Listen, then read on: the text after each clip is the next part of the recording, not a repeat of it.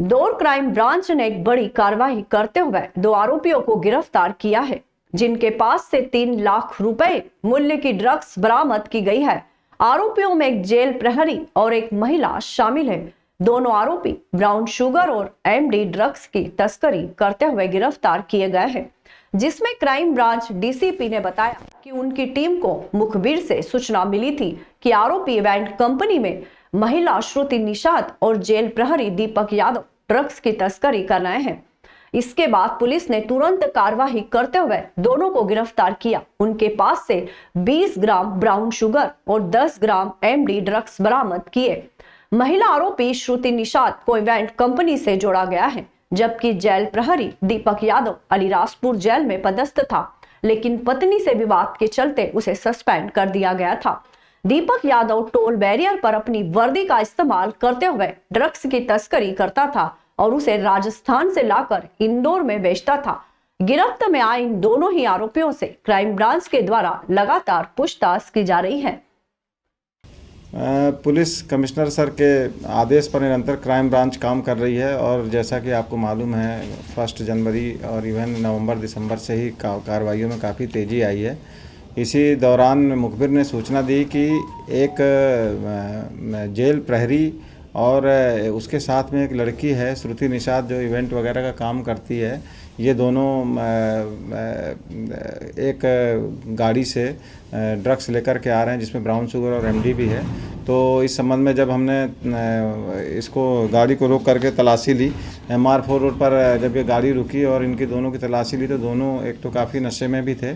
और जब दोनों को उतार करके महिला कांस्टेबल के माध्यम से इसकी महिला की तलाशी लिवाई गई और पुरुष कांस्टेबलों के माध्यम से पुरुष की तलाशी ली गई, तो दोनों के कब्जे से ब्राउन शुगर लगभग 20 ग्राम और एमडी लगभग 10 ग्राम के करीब मिला और अभी इनसे विस्तृत पूछताछ की जा रही है। ये जो लड़की है इसने प्रारंभिक पूछताछ पर यह बताया कि ये श्रुति निषाद ये बाणगंगा क्षेत्र में रहती है और इसके पहले से ही 2 मामले कायम हैं। एक सराफा थाने पर कायम है और एक दूसरा मामला इसका ये MIG थाने पर कायम है। इसने चाकूबाजी वगैरह भी की थी, उसके भी मामले कायम हैं और थानों में इनके 2 अपराध इस तरह से पंजीबद्ध हैं। ये जो पुरुष है जेल प्रहरी है, ये अलीराजपुर जेल में ये पदस्थ था अभी, और ये 2009 में जेल प्रहरी के रूप में पदस्थ हुआ था और ये देवास में, इंदौर में भी ये रह चुका है और अभी अलीराजपुर में वर्तमान में ये इसके सेवाएं हैं।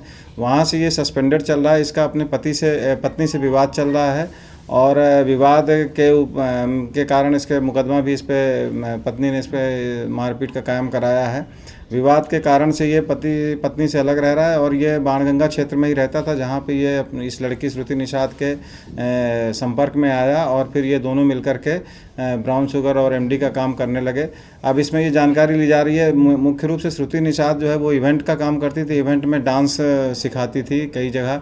तो इसमें अब ये जांच की जा रही है कि ये इवेंट में जब जाती थी तो वहाँ पे क्या ये एमडी और ब्राउन शुगर लोगों को उपलब्ध कराती थी।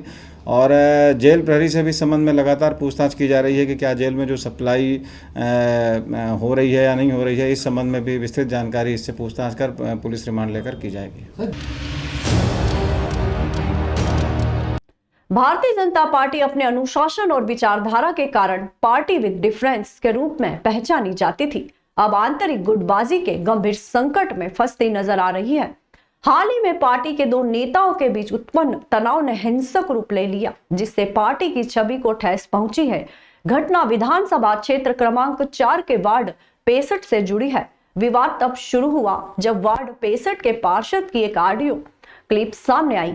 इस क्लिप में पार्षद एक निगम कर्मचारी से फोन पर बातचीत के दौरान न केवल अभद्र भाषा का प्रयोग कर रहे थे, बल्कि पार्टी के MIC सदस्य जीतू यादव के प्रति भी आपत्तिजनक टिप्पणी कर रहे थे। ऑडियो क्लिप वायरल होने के बाद मामला बिगड़ गया। पार्षद के घर पर हमला हुआ और उनके बेटे पर चाकू से वार किया गया। इस हमले का आरोप जीतू यादव के समर्थकों पर लगा है। घटना ने पार्टी के भीतर के गहरे मतभेद और अनुशासनहीनता को उजागर कर दिया है। इस घटना ने बीजेपी की आंतरिक संगठनात्मक प्रक्रिया पर गंभीर सवाल खड़े कर दिए हैं। एक समय था जब पार्टी के भीतर किसी भी तरह के मतभेद या विवाद को संगठन के स्तर पर सुलझाया जाता था, लेकिन अब स्थिति ये हो गई है कि आपसी मतभेदों का निपटारा हिंसक तरीकों से किया जा रहा है। यही वजह है कि कांग्रेस भी बीजेपी के आंतरिक हालातों पर वैसे ही तंज कस रही है जो कभी बीजेपी के हथियार हुआ करते थे।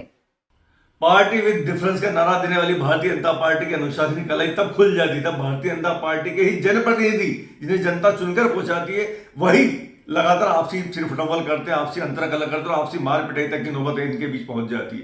एक बार शहर में शांति की बातें करने वाले कि हम शहर में अमन चैन कायम करेंगे, लेकिन अपनी पार्टी में ही अमन चैन कायम नहीं कर पा रहे हैं। उनके आपसे इनके पार्टी सदस्य यहाँ तक जो कि जनप्रतिनिधि आपस में लड़ाई झगड़े कर रहे हैं, वो गुंडे का माहौल बना रहे हैं। सिमरौल पुलिस के मुताबिक सिमरौल क्षेत्र के आईआईटी कैंपस में हॉस्टल में रहने वाले छात्र रोहित ने अपने हॉस्टल के कमरे में फांसी लगाकर आत्महत्या कर ली।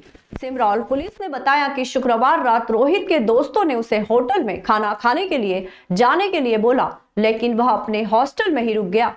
लेकिन जब दोस्त खाना खाकर लौटे तो उन्होंने देखा कि वह फांसी के फंदे पर लटका हुआ था, जिसे अस्पताल ले जाया गया, जहां डॉक्टरों ने मृत घोषित कर दिया। छात्र रोहित मूलतः तेलंगाना का रहने वाला था और यहां रहकर आईआईटी में बीटेक की पढ़ाई कर रहा था। फिलहाल मामले में आत्महत्या का कारण ऑनलाइन चैटिंग की लत भी सामने आ रही है। मृत के पास कोई सुसाइड नोट नहीं मिला है। मृतक के मोबाइल को पुलिस ने जब्त किया है। परिजनों और दोस्तों के बयान के बाद उचित कार्रवाई की जाएगी। छात्र का नाम है रोहित, पिता देवी सिंह केतवास, उम्र 17 साल। ये तेलंगाना के रहने वाला है और फर्स्ट ईयर में है। ये आईआईटी सिमरौल फर्स्ट ईयर में जो है कल 3/1/25 की घटना है। 8:30 से 9 बजे के बीच 8:30 के करीब उनके साथी जो थे दोस्त लोग खाना खाने गए और ये खाना खाने नहीं गया था। जब ये खाना खा के वापस लौटे तो रूम में देखा उनने कि रूम में जो है नायलॉन की रस्सी से फंदा लगा लिया और सुसाइड कर लिया। उसके बाद जो है अभी प्रथम दृष्टया तो लग रहा है कि सुसाइड की है उनने, और सही कारण जानने के लिए जिला अस्पताल में डेड बॉडी ले आए हैं। आज दिनांक को इसका पीएम होगा। और नहीं, अभी मौके पे कोई सुसाइड नहीं। विदेश गांव शहर सब पे नजर, सबकी खबर, नया रूप है नए है रंग, सबको समेटे अपने संग। आपका अपना शहर का सपना दैनिक अवंतिका, दैनिक अवंतिका, दैनिक अवंतिका। राजनीति, फिल्मी बातें, सब कुछ ही हम इसमें पाते। घर, होटल, ऑफिस या दफ्तर, क्लर्क, प्यून या हो फिर अफसर, सबका चहेता सबका प्यारा दैनिक अवंतिका।